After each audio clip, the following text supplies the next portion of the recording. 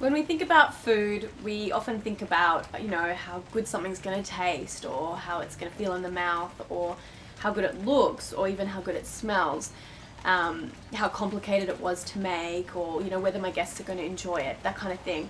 But I think what's missing in the whole picture of food is how we connect, or how we're not connected to our food when we sit down to eat it.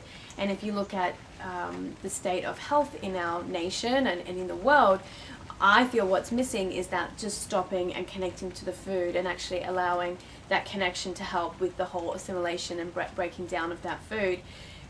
So something that I do a lot on my retreats, and if you've ever been on retreat with me, you'll know this one, is when I'm introducing the food, it's all about talking people through connecting to the different textures and tastes, and talking about where the food has come from.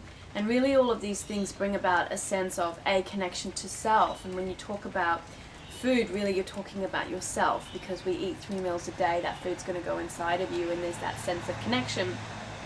But you're also getting a sense of how the bigger picture has come to play, how the earth has provided the food every day for you to enjoy, how somebody cooked that for you, how there was transportation from A to B, how there were farmers that grew the food for you. Like, your mind suddenly opens up to this whole picture of how it actually got to be on your plate.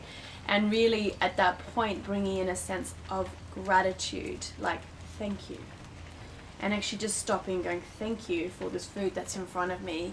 Thank you to this body that's going to break down this food. Just thank you. And gratitude is not something that's always going to be present there for human beings. I mean, I know for myself it's not always just present. It's something that can be created. It's something that can be practiced and should be practiced.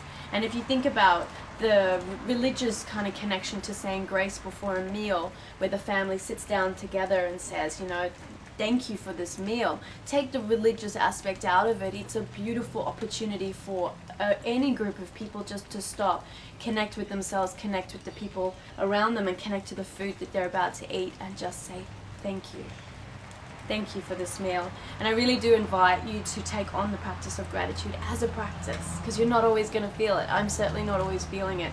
But it is extraordinary how just sitting in that place of stillness and connection to yourself and to the food, and just saying thank you, how that feels in the body, how that feels. Enjoy.